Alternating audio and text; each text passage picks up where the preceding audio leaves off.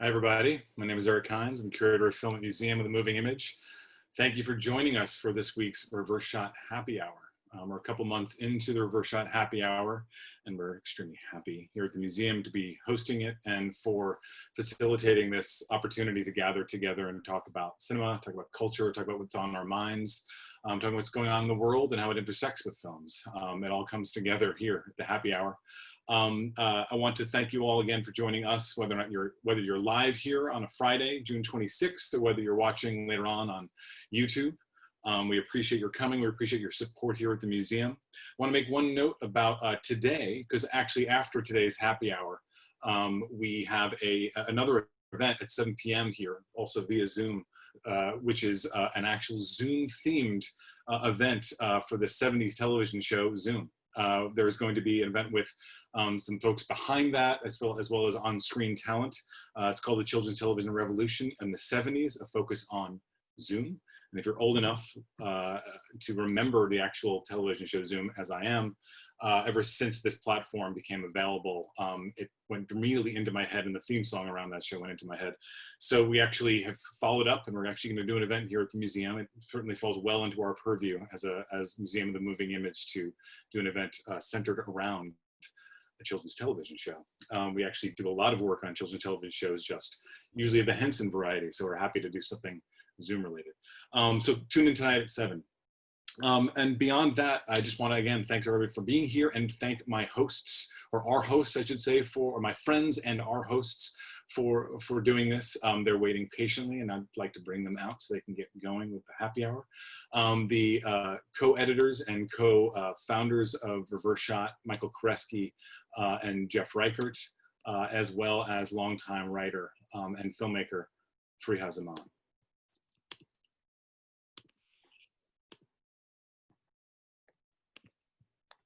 Here I am. Hello. I'm making any jokes this week about being trapped. Hello. Hey Farihah, hey Jeff. Nice to see you both. Nice to see you. It's such a nice relief that every week I'll get to see your faces on Friday. I was joking with one of our guests today, and by joking, I mean it's a literal fact, if perhaps not a very meaningful one, that this is the only time I put on makeup in my entire life now. And not that that's necessary to do, but it's definitely a change for me. And I do it just to like remind myself I'm alive, perhaps. Like, oh, someone might see you sometimes. It could happen. Well, welcome everybody. We have some really good guests today. We'll be talking about moviegoing, and I know Jeff is going to explain our theme this week in just a little bit. I wanted to say first a warning and a plug that I'll be leaving just a little bit early. I think I'm going to miss toast time, which I'm sad about, but it must be so. Because I am helping the organizers of a march for Black women and femmes in New York City tomorrow. There are some really great organizers behind it, and having the opportunity to support them is really helpful to my mental health.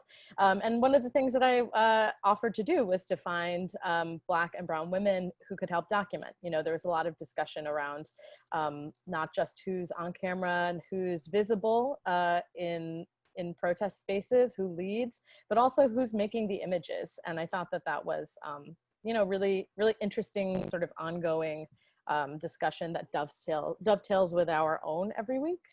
For those of you who live in New York, I'm going to put the information for the march in the feed, and I'll just be taking off a tiny bit early to continue helping with preparations for that. So thanks, hosts and viewers, for allowing that.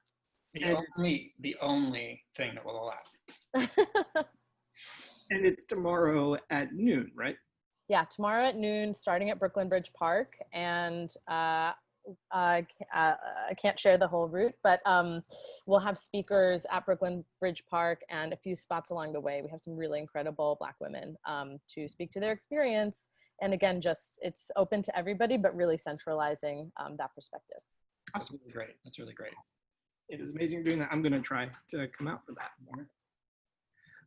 So it's now June, the end of June, June 26th, and it's been over 3 months since any of us has been able to be in a movie theater.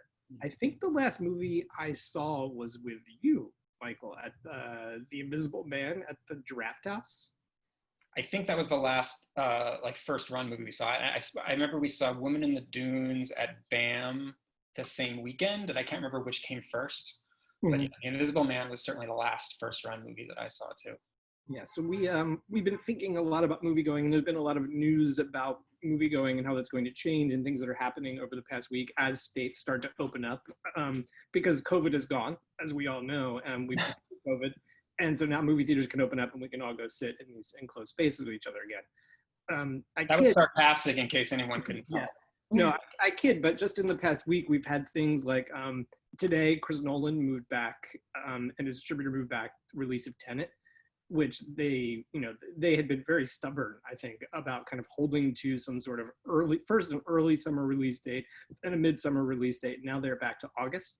This is a movie that I think a lot of, regardless of your feelings about Chris Nolan, I think a lot of people in the industry are thinking that this is something that could help really, help exhibition in very sagging sectors, since we haven't been able to go to the movies for a while. I was really interested. I don't know if folks followed the AMC theaters face mask controversy Debacle, which I think happened just last week. And I have the quote actually from the CEO, Adam Aron. He, initially they said they did not want to, they were not going to demand that theater goers wear face masks, is that we did not want to be drawn into a political controversy.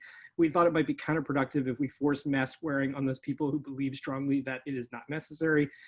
Obviously, there was immediate outcry about this on social media, and they changed their position. But the thing that I haven't seen reported quite as much is the fact that whatever AMC theaters says, whatever AMC theaters say is it's all subject to state regulation. So if you're in an AMC theater in a state that says that you have to wear a face mask, it doesn't matter really what the theater itself is actually saying. And different states are doing all different kinds of things. I've done a little bit of research on this. Some states have 33% capacity, some are down to 25% capacity. In Texas, they're taking temperature at some theaters as you come in the door. They have devices that will take your temperature really quickly. And it just had us kind of thinking about the movie-going experience and what that is going to be like, because it's something that I think is really central for all of us. We've got two writers on this week who have both written pieces for our new column that we started during quarantine called Our House, writing about their sort of formative movie theaters and movie theater experiences. Nicholas Russell and Caroline Golum, we'll bring them on in just a second, but I'm just wondering, Michael and Farihah, are you guys excited to get back to the movie? This is a really big question for people like us who are supposedly movie lovers. I think yearning is different than excitement. Like, obviously I long for that experience, but it's still very difficult to imagine it. Similarly, we talked a few weeks back about like our cheers is, the any kind of gathering space that you love. Like, of course I miss that experience. Even in preparing for the theme this week, we looked back at some of the writing that we've done about particular theaters or about why specific films lend themselves to the big screen. And it was like it reminded me that that's true. It reminded me of that I've been telling myself a lie. It's like how plain yogurt suffices as sour cream until you taste sour cream again, and then you're like, it's not the same. It's not an analogy I would have thought of. Also, I really like substituting yogurt for sour cream, but I know what you're saying. There's an original. But it's not the same thing. Sorry, the door just buzzed, and so my dog started going a little crazy. But just so everyone can see, like, for me, over the past 3 months, my movie theater has been like that, right over there, that television and that couch. That's watching. Yeah, there's my TV. Well, I don't know. Here's the thing. I'm obviously someone who believes so much in the primacy and excitement of the movie-going experience. I'm also obviously someone who doesn't want to get sick, but I'm also somebody who has antisocial tendencies, just to be completely honest. So there have been a lot of things about going to the movies over the past number of years that have made it a little less fun, I'll put it that way. And I want to get back to a place where I am excited and anticipating it, because I believe that that is the natural habitat of cinema. It's where it belongs. I want the movie to impose itself on me. I want to feel intimidated by the screen. I want to, yeah, it's like a dom sub relationship. It sounds like I just want to be. I want to experience cinema the way that I did when I first started loving it. Right? It's always like trying to get back to that moment of childhood in a way. It's very Freudian, but I don't know. Like, I'm not ready to go back. I'm just not. I risk my life to see a Christopher Nolan movie. First of all, let's just like put that out there, quite obviously. But I'm also not going to risk my life probably to see something that I would consider really great. I'm scared that I'm getting so used to watching movies at home now that if I'm feeling that as this like dyed-in-the-wool cinema purist, then I'm scared about what the rest of the world is going to be like. And I do want that experience to come back in some form. Yeah, I mean, I can remember it was maybe mid-April, so fairly early on into the quarantine, just sort of daydreaming idly about like going to the Alamo Drafthouse in Brooklyn and eating a cheeseburger, which is a thing I would never do. I think going to the Drafthouse, even though we go often, but sometimes you sit next to the person with the crispy chicken salad and you can smell them eating it and hear them cutting it apart and hear them burping afterwards, and it's just kind of disgusting. The idea that all I really wanted was to go sit in that place and eat a huge disgusting meal, it's a Jeff thing. That's a specific Jeff thing, but I also wanted to say that the idea of, I've said this before, but not on the show, the idea of eating chicken in the dark is really, really terrifying. I mean, I think I relate to the social experience you're describing differently, only in the sense that I feel like that tension between I'm my own unit in the dark and going to the movies alone frequently, versus those moments where you're like taken out for a sec, reminded of the people around you, is actually something that I miss that I might not have identified as missing. Like, I think that push-pull of engagement with the film being your own sort of contained mental space, and then the way that people react, even when it's in a totally appropriate mode, like the laughter or even an intake of breath, like that feeling that somebody's with you in the dark, but that you don't have to hold their psychological or emotional state in the same way as when you're engaging in a conversation. Like, I miss that. I miss nonverbal communal experiences. Yeah. And I think the conversation today will touch upon all the different things that moviegoing is and what it means. Why we go to the movies is a really big question. It's like a too big question. But also, Nicholas, we'll bring on in a second. His essay does a really great job. It's a very personal, specific essay, but does a really great job of thinking about the positive and negative attributes of moviegoing. They're different for everybody, I agree. And before we bring him on, I just want to show one quick video that I saw this week. I'm going to see if this works. This is something that is happening now in theaters that are open. I hope people can see that. So this is a gentleman who is cleaning.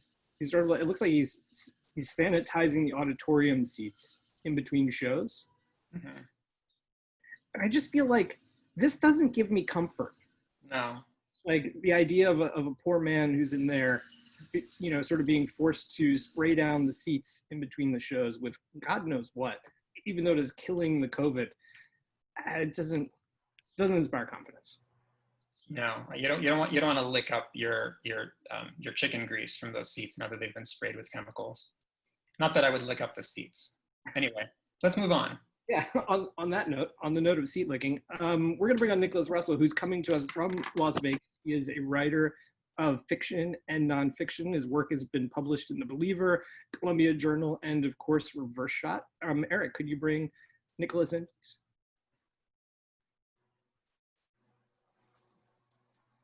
Hey, Nicholas. Hey. Hi, Nicholas. How is everyone? Okay.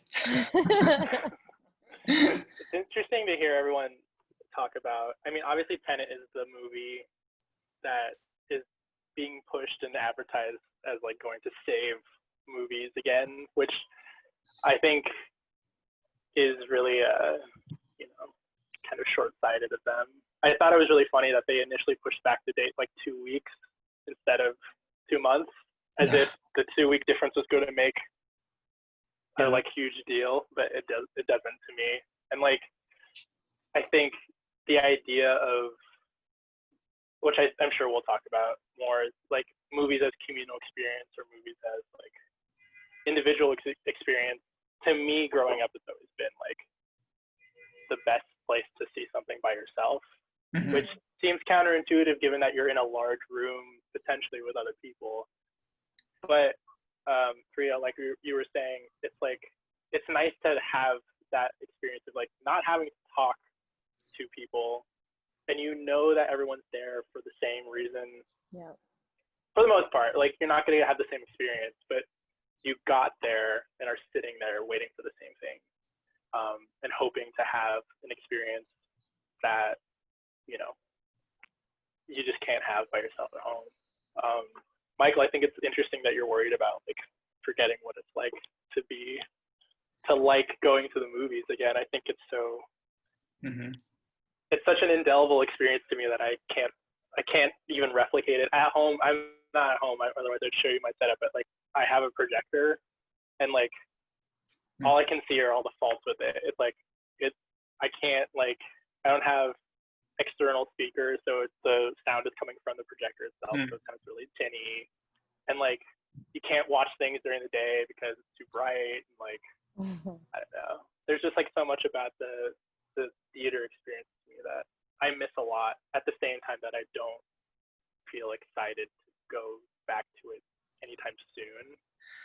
Yeah. And of course, the scenario that I described is the best case scenario, where you don't feel uncomfortable. You're not made to feel uncomfortable or in any way unsafe by the people that you're with, which is one of the things that, you know, I also think the piece that you wrote for Vershot, which I know you're going to talk about, brought up. Like, there's a lot of discussion now about making space for the experiences of and perspectives of people other than your own.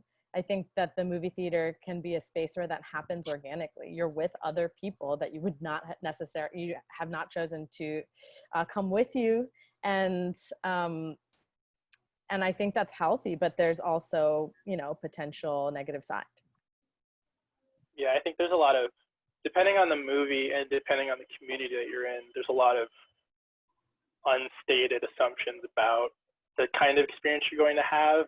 I think people who like going to the movies by themselves or with a small group of people tend to like not pay attention to the fact that they want to be anonymous within that like group of people. And I think as a Black person or a person of color, it's like, you know,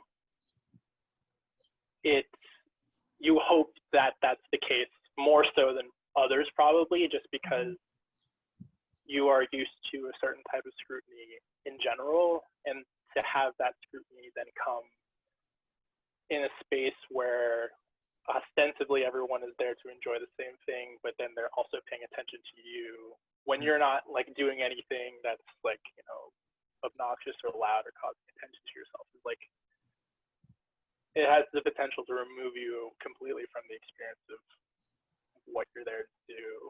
On the other hand too, it's like, depending on the movie you're seeing, that can also be the case. Like, seeing Get Out in theaters was like one of the few times I've ever been in a theater with a lot of white people where all the white people were really uncomfortable and like were like all looking at each other, like looking to see if they like had someone who agreed with that experience, and like were just kind of perturbed by, you know, the not accusation but the sort of thesis of that movie, which I think is really funny because like that just means they haven't seen a lot of movies that criticize white people. But like, you know, it can be a place where it is useful to like interrogate the audience in a way that does produce this kind of feeling of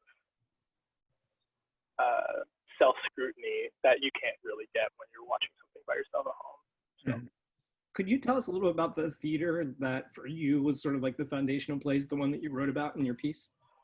Yeah, so Village Square, it's a Regal Cinemas chain, but for as long as I can remember, it's one of the few places in town that the theater isn't in a casino, which, you know, you grow up here and don't realize that that's like not exactly normal everywhere else. But we should throw in that you're in Vegas. We might not have made that clear. Yeah, I'm in Vegas. So yeah, so all the theaters, most of the theaters here are in casinos. So like my associations with them are like cigarette smoke and like slot machines and bingo halls and stuff like that. But Village Square is one of the few standalone theaters, and it is still. It was one of the last theaters to hold out against having reserved seating, which I know is like the norm now. But that was always the place I went to for that, because like I hate reserved seating. I think it's really obnoxious. But it's like, I don't know, and it's like it's the kind of place where it's like it's kind of dirty all the time, and like, but it was always really quiet. It's really big, and you could like see anything there. They had a lot of like indie movies come by, and then there's a pretty significant Filipino population here in Vegas, so they show a lot of Filipino films. And yeah, so I would always go there. Like my parents would just drop me off, and I'd see a movie or two. Like, and also like the theater, like the hallway of theaters is connected. So like if you're, and it's like really dark. So if you're really careful, you can just like sneak into another movie without the usher finding you. As long as they don't do their checks, which like when I was growing up, it was like a bunch of teenagers working there. They didn't care. So like that was easy. But yeah, it's like, it's a very self-selecting place in that for all the cool indie movies they'll also show those like really weird, like, you know, creationist science documentaries that like prove that the Grand Canyon is only like 300 years old or something, or like, and like those are always attended by like almost strictly white people, like white conservative Christian people. And same thing with you know, retrospective showing. So like I wrote about Rear Window, which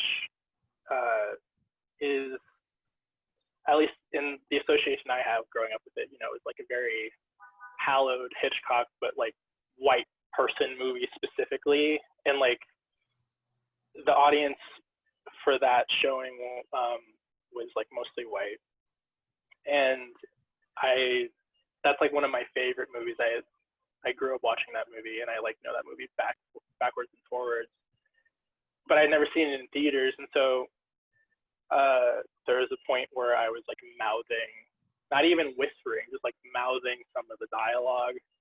And this old lady next to me like told me to be quiet, and I was just like, you have to be paying attention to me in order to even notice that I'm doing that. Like, so I don't know that your attention is even on this movie like at all. And like, you know, that's like on the lower end of sort of racist experiences that I've had there. I like in the beginning of the piece I write about like, this guy who like followed me while I was leaving, like.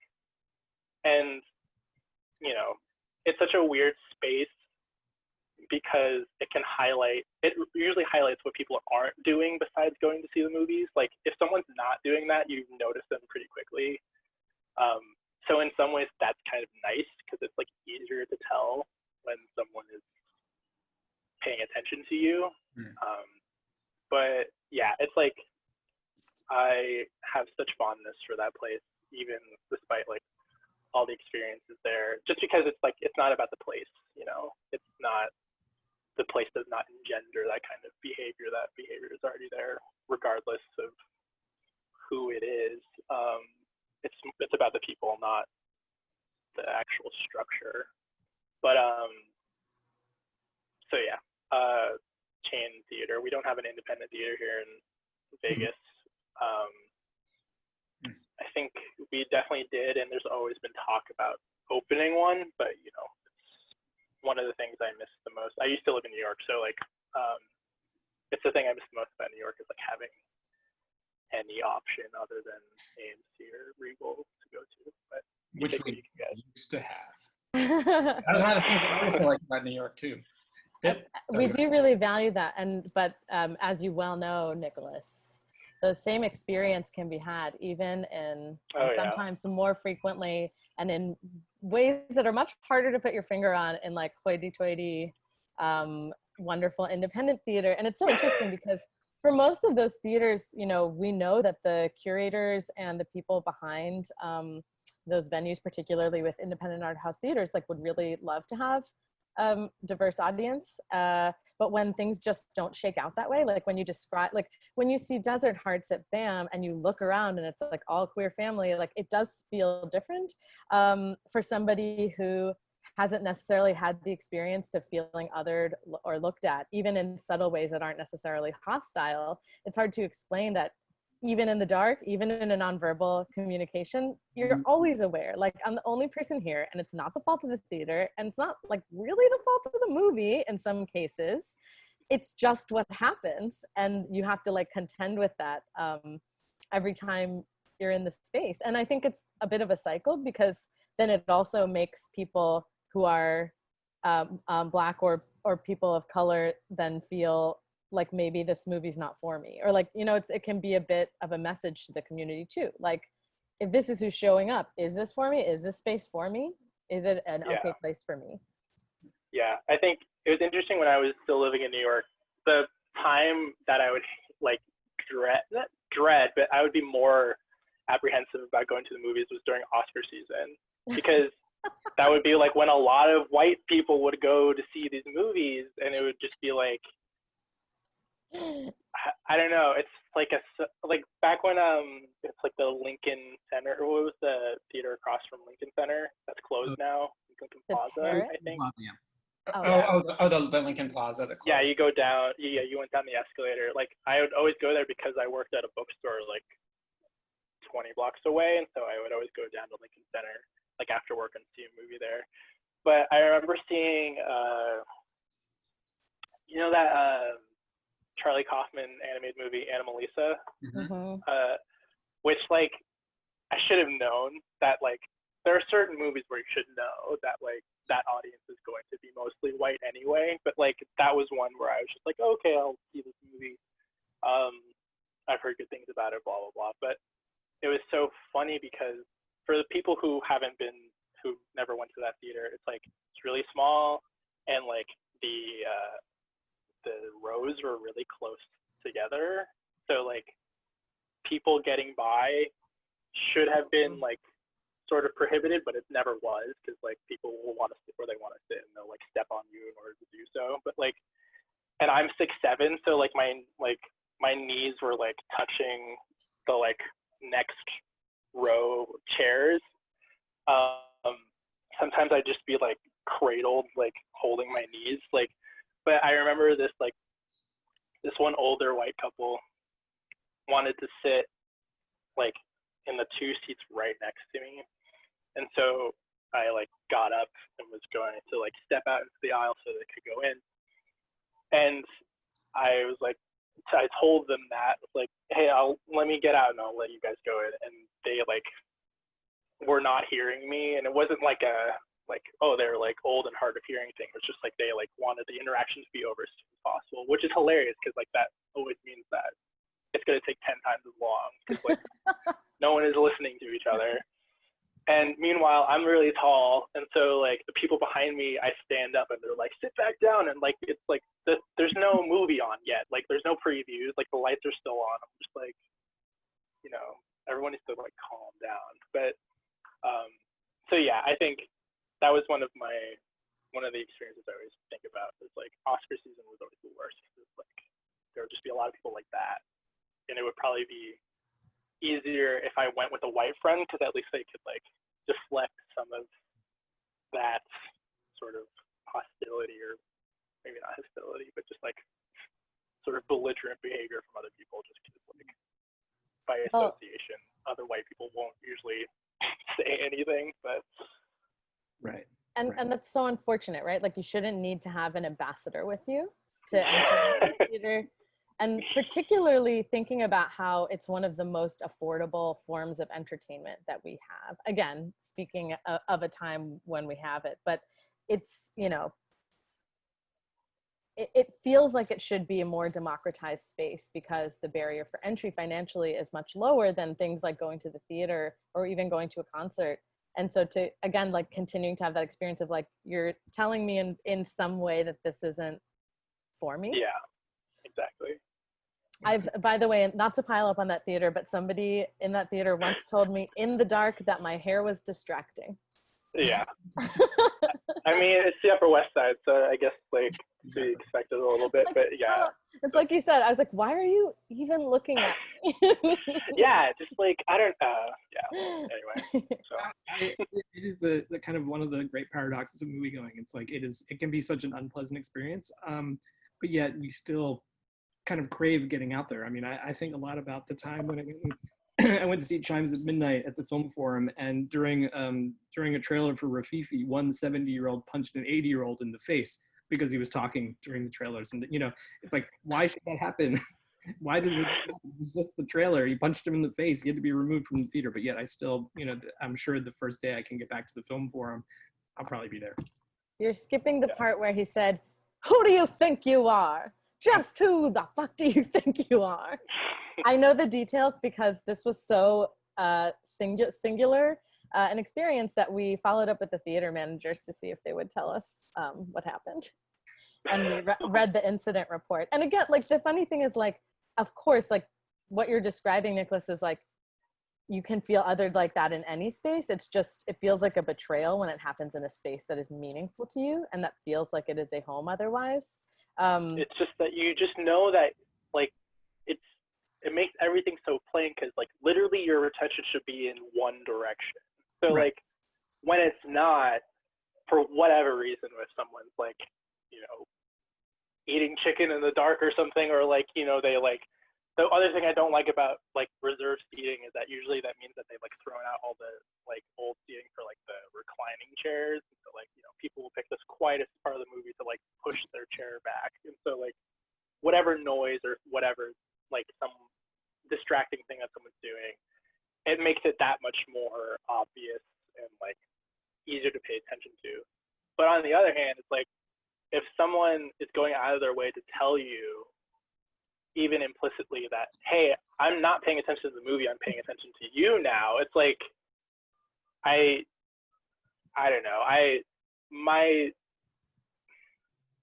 experiences of racism at this juncture in my life engender a lot of amusement to me, just because I'm like, it should be so obvious to you what you're doing, and like in the degree to which you are like wasting your own energy and time to like do this stupid thing that you're going to be doing. But like, especially in movie theaters, I'm just like,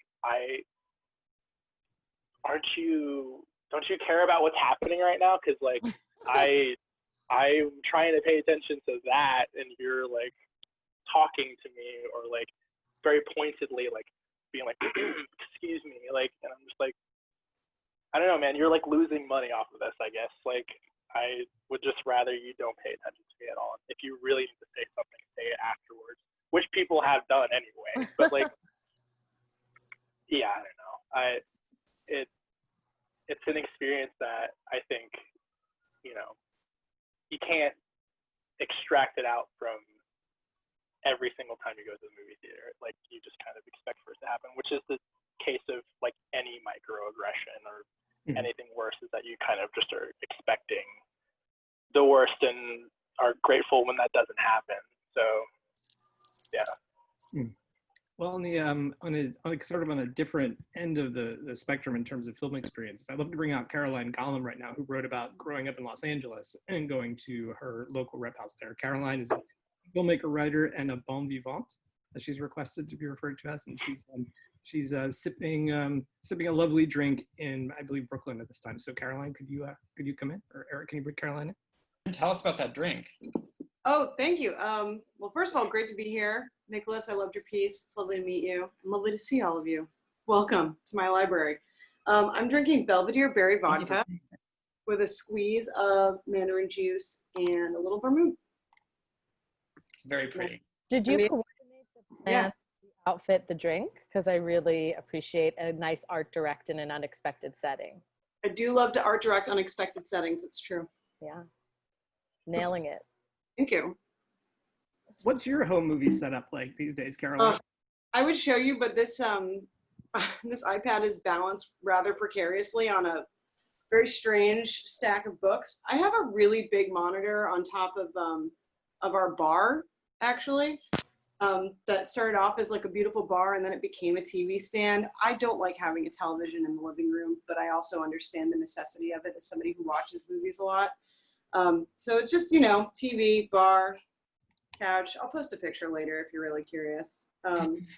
We have a day bed instead of a sofa too, which is a little louche, but it's pretty nice. But to your point, Nicholas, we do have a lot of light in here, so it's really hard for me to like hang out in the middle of the day and watch a movie. Or like I'm a big fan, like Steve Buscemi, of Noir Alley on TCM at 10 a.m.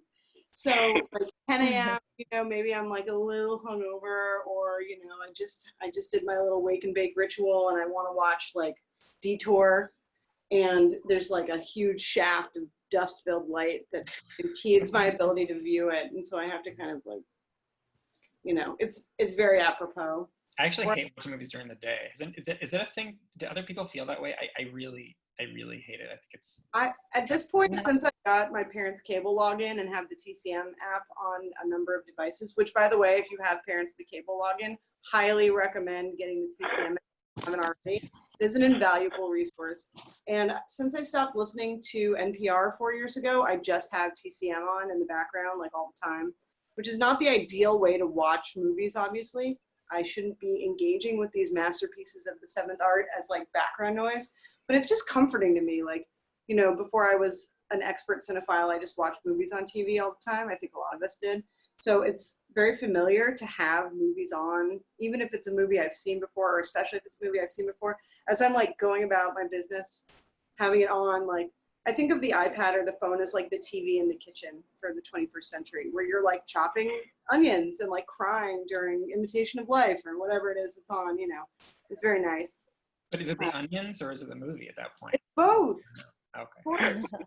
When you really want the tears to issue forth, you have to watch a Doug Kirk movie while you're chopping an allium. I grew up mostly in India, and TCM was available through Asian cable, and I think that's true of almost worldwide. I don't want to leave anybody out who doesn't have that access, but it was really, I had a similar experience like on the other side of the world, where it was the thing that I wanted to be on constantly. And then, I was like, yeah, I can totally watch TV and do my homework. And really, I would just be watching like 8 hours of straight TCM. Yeah. We were all raised by Robert Osborne, too. And weirdly, he died, it really fucked me up. He was such a presence in my life as a youth. And I'm not here to besmirch the new slate of hosts who are very young and charming. It's just that I miss Robert. I miss him going, hi, I'm Robert Osborne, Yeah. He's a very big deal for me too, for a different reason. And I'll just say this really quickly because I want you to talk about the piece that you wrote, which is wonderful, specifically about New Beverly and moviegoing in Los Angeles. But Robert Osborne also wrote like I have it over there, like this big coffee table Oscar book, like the history of the Oscars, whatever. Oh yeah, I've seen that. As a Hanukkah present when I was 8, and I memorized the book, and I would sit down and I would go through every movie with my mother, and I'd have her tell me what every movie was. So that was actually, and it wasn't just like all these big dumb Oscar movies, like Rashomon was in there, La Dolce Vita was in there. So like I was getting an education about all these movies from this one book. So thank you, Robert Osborne. He also used to be Lucille Ball's secretary or personal assistant, if I'm not mistaken. So he touches a lot of different people. That's what my mom says. And speaking of parents and TCM, before we get into this bit about the piece, I don't know if you guys also have parents who are just constantly watching TCM, and so it's like the instant small talk thing anytime you have to like call and check in with them. But basically, like every time I speak to my folks, it's become, when is the grocery store going to start letting people in without masks? When can I get my hair done? Because California, or as we call it, the People's Republic of California. And I say that as like a point of flattery. California is very stringent about all of their COVID protection, as they should be. And for the most part, my folks are very respectful, but their whole life now just revolves around like TCM. And so when I call them, my mom will say, oh, guess what was on TCM today? Oh, look, or she'll just be scrolling through like, when you click on the TV and you see like what's coming up next. Remember TV when you can see what's coming up? oh, Anchors Away is coming up. Oh, Stormy Weather's going to be on at 9. You know, she's very like enthusiastic about it, but it's great because we always have something to talk about. Thank God for TCM. Thank God for TCM. I loved the cable grid. I loved it. I loved scrolling forward up to 24 hours, seeing what was coming down the pipeline. Stay around it. I think maybe cable grid way, not to cut you off, but Pluto TV has brought back the cable grid in a major way. And they also have an Antiques Roadshow UK channel for you enthusiasts in the audience. Maybe because it's so incredibly obvious in a way that we miss movie going and miss going to the theater, that we've somehow like slipped into talking about what's nice about home viewing and also what sucks about the theater. We've like accidentally entered the alternate perspective on our topic. Too, like I have little notes in here of salient talking points that I'm already too drunk to remember, and like the idea that the movie theater, that there's an acceptable way of behaving in a movie theater that seems to me like a somewhat modern contrivance when you consider the way that people used to smoke and walk in and out of theaters and like, you know, get to third base and drink and talk for the day. I always think about that scene in 400 Blows where those kids are at the movie theater and all the French people are going, oh, like every 5 minutes. Maybe the French are a little bit more emphatic than we are, I think. But the idea that like the theater is this sacred distraction-free zone, even though you're surrounded by people, and yet when you're watching a movie at home, it's fucking impossible to concentrate on anything, even though you're by yourself, is one of the great paradoxes that I just started thinking about this afternoon, but has also been like, I think it's been there in the unconscious for some time. I love a lively audience, for lack of a better term, or an engaged audience, or a movie theater experience where an old person punches another old person. Some of my favorites are like old people fight. Once again, followed up with the theater manager to know exactly what happened. And I want to know really exactly. Special. Please email me later. Forward. Well, of course, there are also cultures where making movie going a verbal experience is much more common, right? Like, and I think I have a theory about it being a little bit about whether they're more or less individualistic cultures. So in South Asia, where people just have to deal with sort of more communal living, extended family, and overpopulation, the movie theater experience is very much like it is a give and take. Like you give back to the screen together, you comment with each other. And, you know, I know people who absolutely hate that, but there's something that I miss about that sometimes. It's a very case-by-case basis, if I recall correctly, here in New York too, because I've been to some screenings where people were very engaged because we were all just happy to be there. When Prince passed away, shortly thereafter, there was a screening of Under the Cherry Moon at midnight at IFC Center. That is far and away my top 5 film going experiences, because it was, I would say, a communal memorial or a communal wake. Like it felt like a bunch of people showing up to eulogize this, I'm reluctant to say a messianic figure, but I definitely think that there is some kind of religious aspect to people who really love Prince and love what he was about. And this film in particular, you know, wasn't Purple Rain where people are laughing about the waters of Lake Minnetonka or anything like that. Under the Cherry Moon, it's not a deep cut for people who know, but it is like a slightly deeper cut.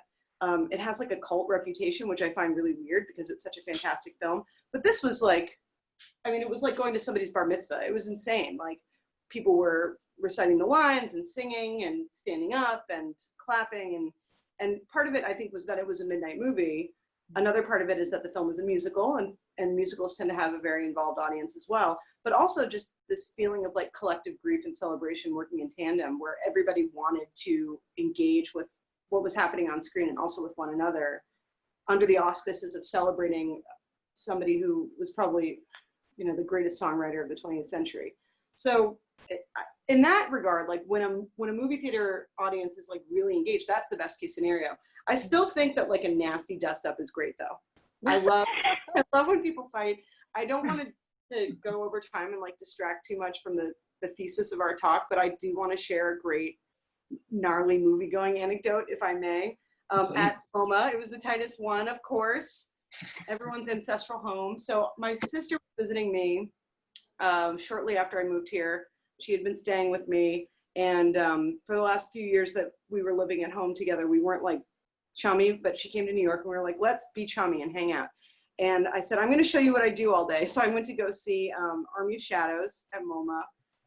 And I thought it was going to be like Rififi or La Dulo, like one of those like sexy, French heist movies with like Jean-Paul Belmondo or whatever. And I went to the movie and I ran into someone I know, of course, as we all often do. And so it was dude I know, me, my kid sister, random old lady.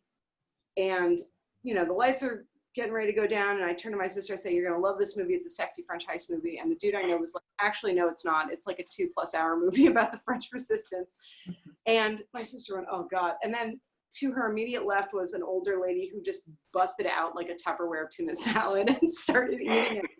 Of course, like that'll be me in 20 years, God willing. So my sister looks at this woman, she looks at me and she goes, I'm never going to the movies with you again. And that's not true. We went to see League of Their Own at BAM many years later and like cried the whole fucking time. That's a very good sister reunion movie, I think. It's a good reunion. She lives in New York now. We love going to the movies together. One of the last movies I saw in the theater was one of the last films I saw with her, which is Portrait of a Lady on Fire, where multiple people thought we were dating. And I thought that was really cute. Also, you finally did take her to a sexy French movie. I finally took her to a sexy French movie. She was the one who asked me, she's like, you want to go see Portrait of a Lady on Fire? I said, sure. If you don't think it's weird, I don't think it's weird. I love this redemption storyline through it's like whatever the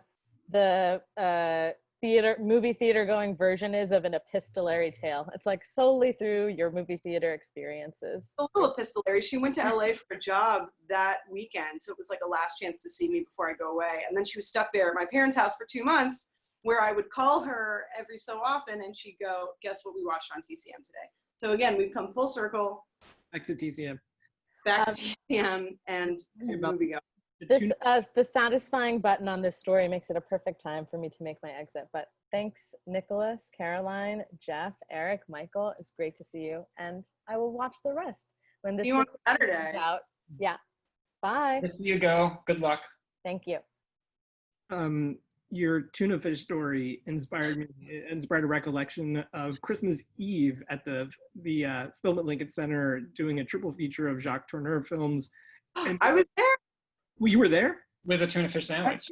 Yeah, that was me with the tuna. There was a woman who had an older woman who seemed to have a bag which consisted entirely of other bags, like other plastic bags. You know these people. Yes. That's my number one pet peeve. And took out a packet wrapped in tinfoil, and I was like, oh my Lord, what's in there? And then she opened it, and there were 3 slices of pizza, and she pulled one slice off and laid it in her lap, wrapped the other 2 back up, and put them back in the collection of bags that she had. And that's sort of kind of an indelible experience for me. And there were maybe like 20 other people in the theater, but she was sitting right next to us. So real quick, I went to see Celine and Julie go boating at Lincoln Center. I got there late because the train or whatever. Had to sit in the back, but I've become like a rear theater person now. I used to be like a front theater person, and as I've gotten older, I've slowly moved my way to the back because it's also easier to just like relax and get the whole experience. Celine and Julie go boating, 3+ hour movie. I would watch it right now. I love this film. The woman sitting in front of me, I'm not shitting you, had a fucking whole tea service. The tray, the fucking teapot, the cup and the saucer. She had the whole bit with like a napkin in her lap and was like, it's 3 hours long. I'm ready to like enjoy my afternoon tea at this movie without shame. And I'm telling you, from the minute I got here and started going to the movies in New York, being that totally insufferable old weirdo eating whatever the hell I want in a movie theater has become my raison d'etre. It's the only thing I'm working toward in anything resembling a career. So unfortunately, who knows if like moviegoing is going to recover, but we're going to need a new wave of people who want to eat a hoagie in a theater. And like, I'm ready to hear the call. I mean, do you think people are going to eventually just start like setting up Zoom chats where people can log on and watch other people eat and watch films in their living rooms? I mean, I'm doing that already. Isn't I that have starting? a semi-weekly friend group of people that, we'll hang out and eat dinner and watch a movie together. I mean, we'll do it on mute, and I kind of don't like to look at other people eating. To your point about going to a dine-in theater, never. I mean, every theater is a dine-in theater if you play it right, That's a if good it's question for Nicholas and Caroline. Like, what are the new customs that you've come up with during quarantine and trying to approximate some kind of communal viewing experience, if you have done anything like that? like Zoom I call. definitely, yeah, I haven't done a Zoom like watch party thing yet. But it's like more of like, I don't know, the accoutrement of like going to the movies is different for everyone. Like, for one, I'm not a big popcorn person. Like, I never have been. But like, I always used to like sneak in candy or something. I don't know. I think that like the sneaking in food in movie theaters is just like part of it. It's like an illicit picnic almost. And like, I think I appreciate that more, even if it's like really smelly food, honestly, to like, you know, the full like dinner service thing that's like popular now. And like, that's cool too. Like, I think it depends on the setting. If you can make that work without it being distracting, great. But yeah, it's usually like a food component to it will be like what will help me like approximate a sort of movie going experience in the theater. So I haven't figured out how, from a technical standpoint, to do the watch party. I'm not actually entirely sure how it works because I'm not great with the computer. So usually what we'll do is we'll chat on Zoom about whatever movie we're about to watch, and then we'll try to like start it at the same time, and then you watch the movie, and then everybody gets back on Zoom. I like talking on the phone a lot. I don't mean like phone. I mean like phone. So I wish that there was more of like a way to do a conference call. Is that fucked up where you're watching a movie but you have like a conference call on and your headphone at the same time? That would be like less obtrusive to me than having a separate screen with like 5 tiny faces on it. like audio commentary with your friends. Yeah, like audio. I mean, I don't know. I work at a theater. I have worked in the past. We're closed now at the Spectacle Theater, and we do get very lively, very chatty audiences for a lot of our midnight programming, where people will go and just try to make their own little Mystery Science Theater thing happen. And sometimes it's funny and sometimes it's not. But as somebody who will work like the ticket booth and the ad hoc projection booth there, I always like watching people try to like, it's like stump the host. You know, when people are really reaching for like the best joke that they can do. And sometimes the timing is on and they absolutely nail it. And other times it's very cringeworthy, but I also like schadenfreude. So it's nice to watch people fail at trying to talk during a movie as well. Or you just watch a movie where, you know, you and your friends are like the only people there. I mean, we were talking earlier about what moviegoing is going to look like in New York if and when it happens again. And I've definitely been to screenings that were just organically 25% capacity for whatever reason, because people didn't want to show up and see that movie because the trains were fucked up because it's during the day and I'm unemployed and going to the movies during the day. So I don't think it would be that different. I think people would argue about the masks. The old people would complain about the mask thing, which fine, let them. But you know, there are plenty of times when you go to the movies and there aren't that many people there. Also, I think we'll have another golden age of rep programming because there won't be anything new to show. That's true. A lot of theater that reopened. I was reading earlier today about how, so in Alaska, for instance, they were opening theaters up in mid-May because of the way that the cases were playing out there. But the theaters, only a few theaters could open because there were not enough movies to be shown, essentially. And some theaters were showing like Goonies and things like that just because there weren't new films for them to be programming. So that was kind of an interesting thing. It'll be interesting to see how that plays out over the course of the year too, as some of these big chains get kind of back on their feet. I think how it plays out is you're going to see the Goonies at every movie theater for the next 30 years. A movie I've still never seen, despite the fact that it plays at every theater. At any time 4 months ago, you could put a pin on a map of the United States and find a screening of the Goonies happening somewhere. Go ahead, Jeff. I was gonna say, what has Spectacle talked about reopening plans yet at all? We have a little bit. Our theater is 30 people capacity. It's kind of, like officially it's 25, but like, you know, we've had standing room only screenings thing. But it's also really small. It's a former bodega, so it's very cramped. And there is a lot of conversation around if and when we reopen, what that's going to look like. As an all volunteer run space, I really don't feel comfortable asking people who have schlepped all the way there from Ridgewood to like spray down seats and stuff.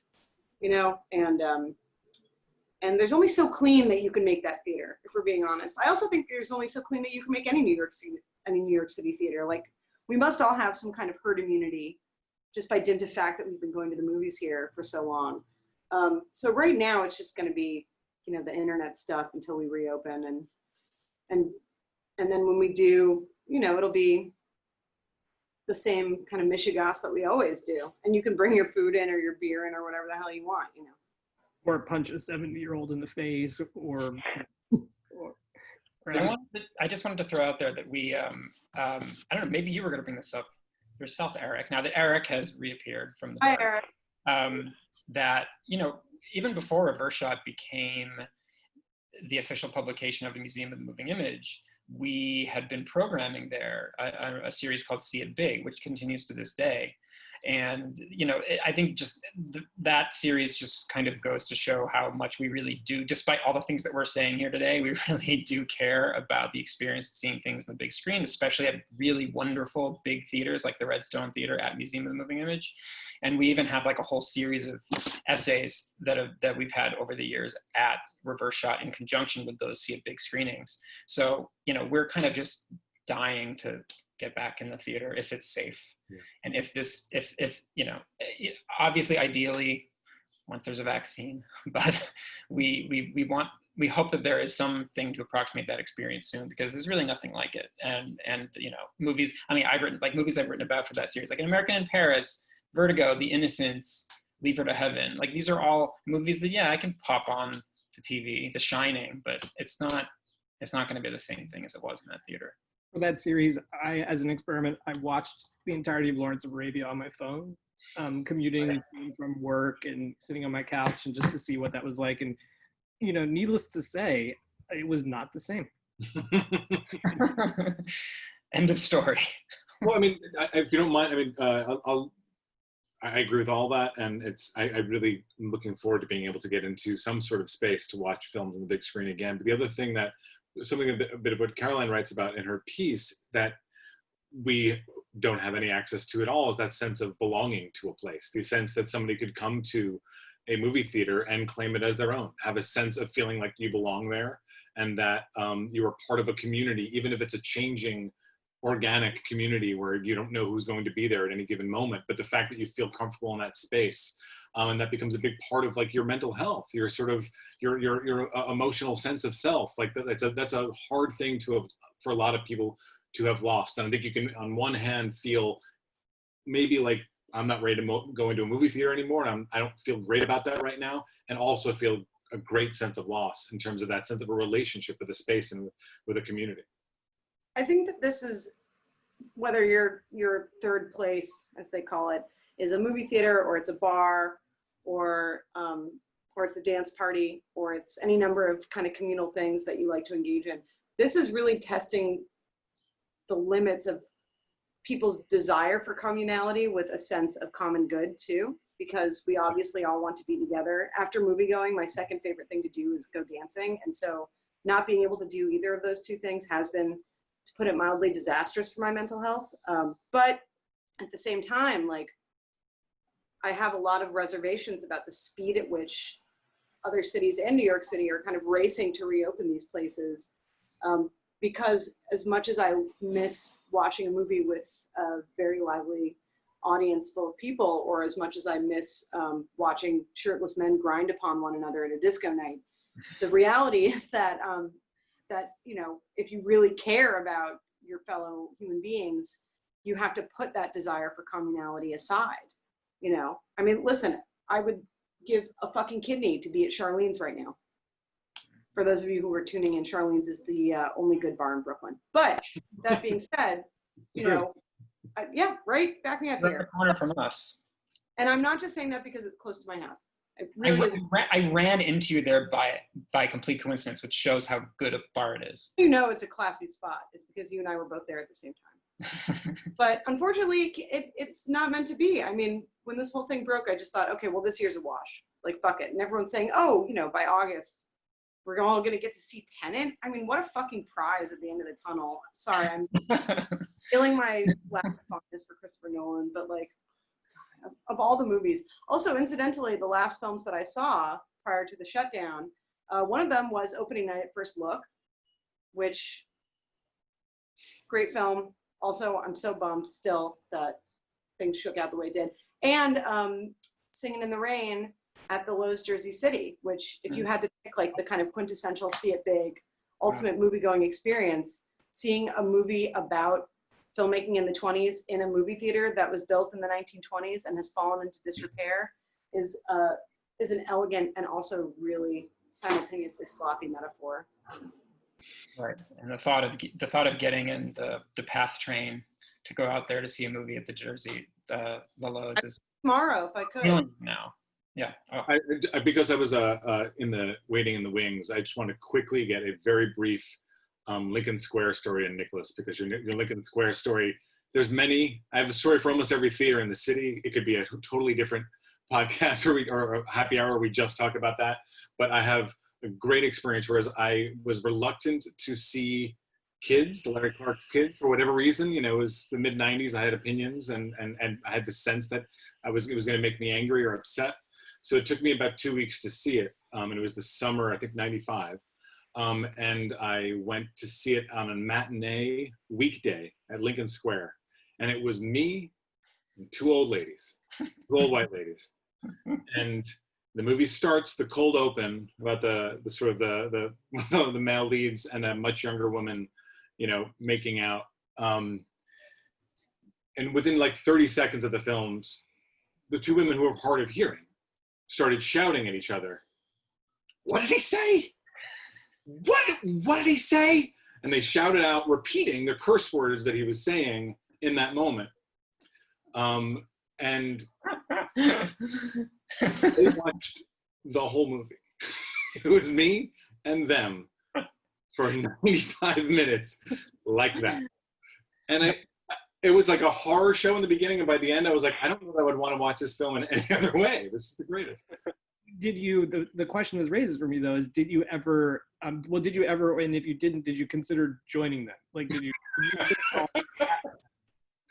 like repeating, helping them out, letting them know what they did. Okay, this is what's happening now. You didn't hear it, but yeah, he said this. The person I am now, I think, would be doing that, but I did not do that. You could have inherited like a pre-war co-op apartment if you had stepped up. And That's right. No, you're right. You're the totally sliding doors alternative life that unfolded before you. I went to see Contempt at MoMA when I was 18, and I sat next to an old white lady. And I will say this also, like the old, probably mostly Jewish people that frequent these theaters on the Upper West Side are some of the most like insane basket cases I've ever seen in my life.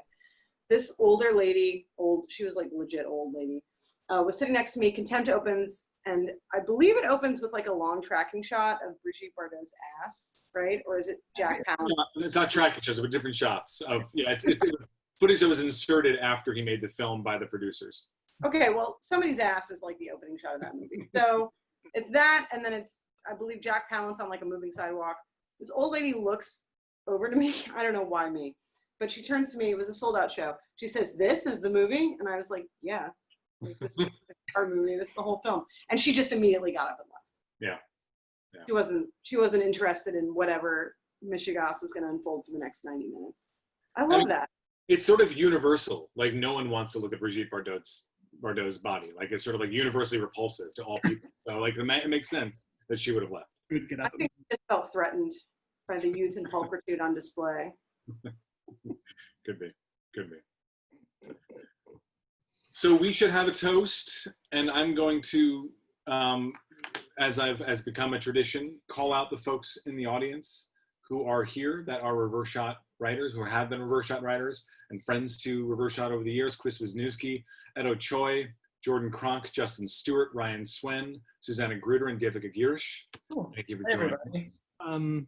For a toast this week, I'd love to propose that we toast to, and I say this as a former movie theater worker, to the folks out there who actually, you know, there are a lot of folks who we know and we've talked about on the show who lost their jobs because of the pandemic working in movie theaters, but there are people who are now back at theaters trying to, you know, do that sort of the kinds of cleaning and things and keeping the theater safe that we talked about earlier. And so kudos to them for, you know, being out there. These are not amazingly well-paid jobs. They are thankless in a lot of ways. but they keep the theaters going for the rest of us who can to come see films. Thank you. It's so nice to have you guys here. And again, I say this often, but to take time out of your Fridays, and often Fridays are the weariest days of the week. So to do that and spend time with us is really meaningful. So we're just so pleased to have you here. Your rustling was right next to the speaker. Oh yeah, I was I was playing with my notes, none of which I used. It's the sloppy hour of the happy hour. It's where it's at.